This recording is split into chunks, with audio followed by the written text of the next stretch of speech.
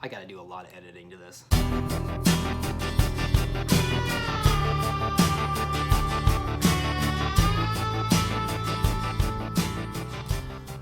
One more time.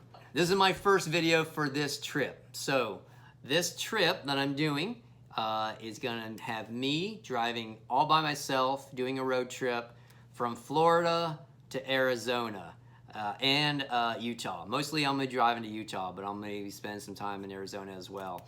I'm gonna be doing about 8 national parks. So I'm gonna be starting off with Grand Canyon, then heading north to Zion, and then heading back east to Bryce, Capitol Reef, Arches, and Canyonlands. That's what's known as the Big Five out in Utah. That's the big ones, the big parks that everybody goes to out there. I'm gonna do a couple state parks, sprinkle those in there and check those out. My plan was to also go to Monument Valley, which is technically just inside the Arizona border.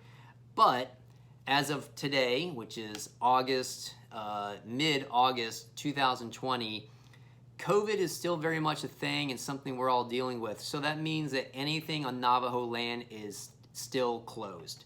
So just an FYI, anybody heading out to those areas of the country, just know that you can't go into anything that's Navajo land right now, or can't really do anything on Navajo land.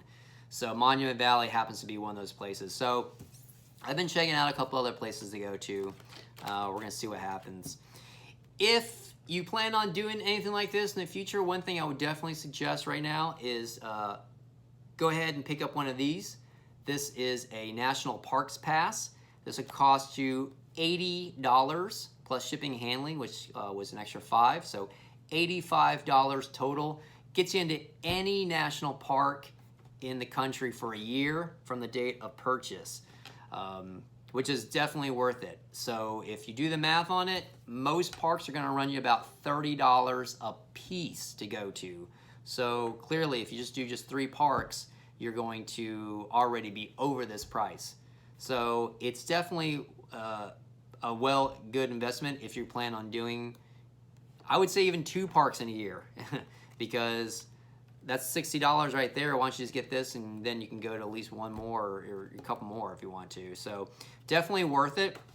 It's kind of cool right now. So like I said, it is still COVID times. So what they do is they give you this thing that you can hang from your rear view mirror, and this way you can just kind of drive right in. So what you do is you put your park pass there, and there's like a little hang tag here. You put that in on your rear view mirror, and then presumably just wave you right into the park. So contactless even to get into the park, which is pretty good right now. So a lot of people ask me, where are you gonna be staying? Well, I don't really know, to be honest with you. I'm camping on this trip almost entirely. So there's only 2 sites I know where I already have reserved, and I know I'm gonna be camping at. And I have a site picked out at Grand Canyon, and I have a site picked out at Zion National Park. I think I'm staying at Mather's Campground in the South Rim, and I'm staying at Watchman Campground in Zion. Aside from that, I really don't know. I don't think I'm gonna be sleeping inside the parks very much, because they do charge you generally for that. And even though it's like $25, $30 a night to camp at a regulated campground, that still adds up pretty quickly when you have to do it nightly for a month. So I don't plan on doing that nightly. Instead, I'm gonna look into sleeping on some BLM land. Now, I'm from Florida. We don't have BLM land. So what is that? BLM just stands for Bureau of Land Management. It's very big out west. And what it essentially is just a land that's open and good for anybody can camp on it, what they call dispersed camping. You can stay up to 14 days on on BLM land or National Forest land. I don't know what it's going to be like when I'm out there for internet, so I'm going to try to post videos when I can.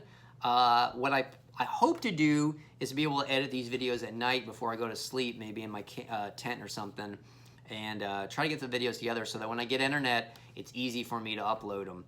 But I know internet's going to be kind of few and far between for me. So when I get to towns, maybe there's a Starbucks or a McDonald's or something like that that has internet, then I will pop in there if I can and upload a video if I can.